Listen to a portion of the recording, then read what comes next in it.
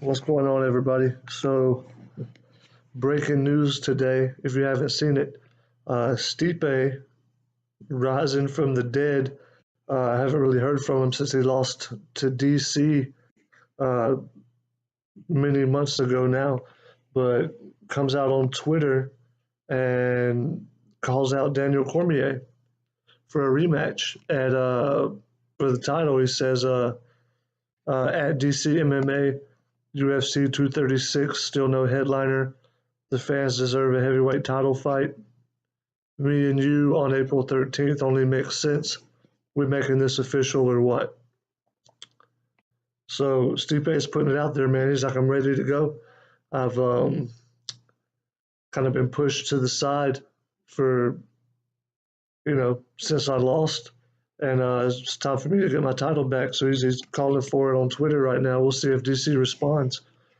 He said the other day, I saw an interview where he said he'd like for his last three fights to be Brock, Stipe, and then back down to 205 to fight John Jones to do the trilogy. And then he's done. So I'm not sure if Brock and Stipe, in what particular order, Stipe first, then Brock, and then John Jones, or Brock, Stipe, or Stipe, Brock, then John Jones. Not sure which way they might interchange. But he wants John Jones last, is what it sounds like from his preferred plan. But yeah, Stipe's calling for it, man. So, and apparently he's said recently that DC owed him the fight. Uh, does DC owe him the fight? I don't know. Uh, you could argue that point, I guess. Um, I mean, you could argue both sides of it. DC owe him the fight. I don't think DC personally owes anyone anything. Uh, you could say, does the UFC owe Stipe the rematch with DC? I think that would be a more compelling argument. If we're talking about fair play, uh, yeah, I mean, if on paper, if you say, the fairness to the athlete based on the accomplishments and everything they've done within the organization, yeah, you could say that they definitely owe that rematch. Should have got it immediately, but that's not the way it went down. But looking at that, let's backtrack here and see why, in all fairness, Stipe uh, should have been given the rematch. See, he TKOs Mark Hunt, which nobody TKOs Mark Hunt. Nobody drops Mark Hunt. Then he TKOs Andre Arlovsky, gets performance of the night. He knocks out Fabricio Verdun 2 minutes 47 seconds into the first round and becomes the heavyweight champion. I guess another performance of the night bonus. Knocks out Alistair Overeem 427 into the first round. Defended the title, got fight of the night bonus. TKO Junior Dos Santos in the first round. Defended the title, another performance of the night bonus.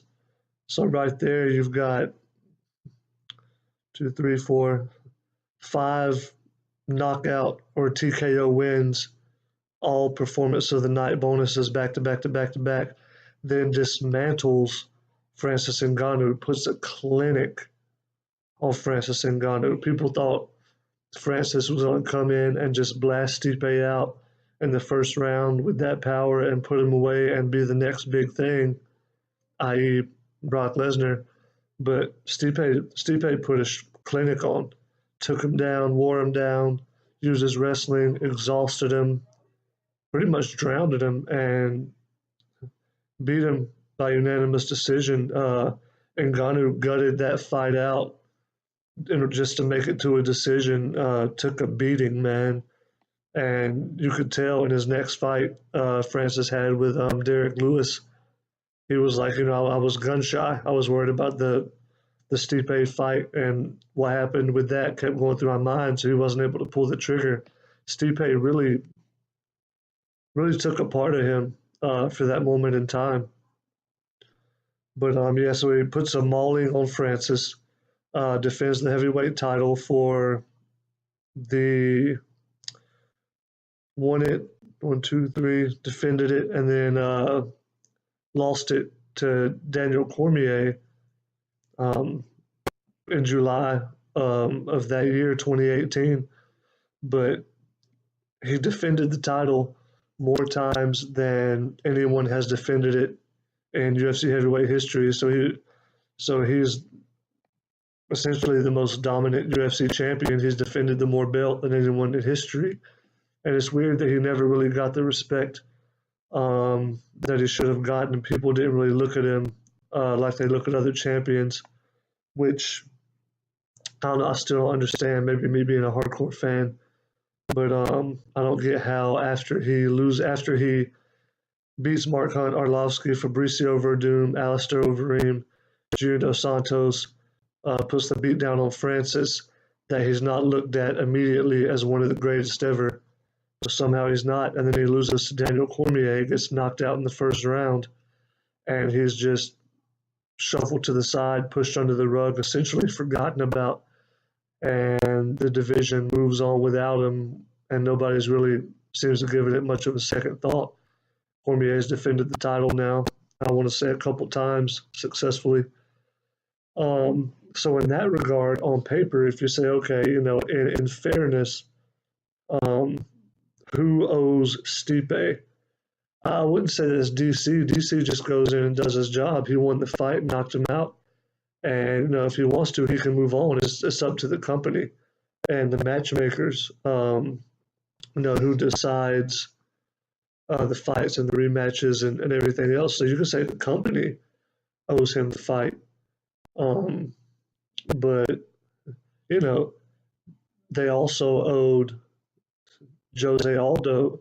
And if you're going to go by fairness, they also should have given Jose Aldo a rematch. You want to talk about dominance throughout the years. Nobody touched Jose Aldo for, I believe it was 10 years, right around the 10-year mark. And he was just running through everybody, a knife through butter, and comes in, gets knocked out by Conor. And in fairness and in respect, yeah, immediate rematch. He earned that from his record. Didn't get it. Company moved on. Probably never going to happen. Probably never going to get another shot at Conor. Chris Cyborg, most dominant women's champion in the history of MMA, just looked unbeatable. Looked like her name implied, a cyborg. She just looked like she wasn't a regular human being standing in there. Her power, her speed, the way she would overwhelm women. It was incredible to watch. And then she gets in there with Amanda Nunes, gets dropped 3 times in the first round, TKO'd. Her history of dominance. On paper, you would look and say immediate rematch. It didn't happen. Not going to happen. Nunes says, I'm done with it. I won the title, became the first 2 division champion. I'm moving on. Company says, okay. So because you deserve it doesn't mean that you're going to get it. Doesn't mean that you're ever even going to get a chance to avenge that loss. At the end of the day, the company can do what they want to do. If they want to give you the rematch, they'll do it.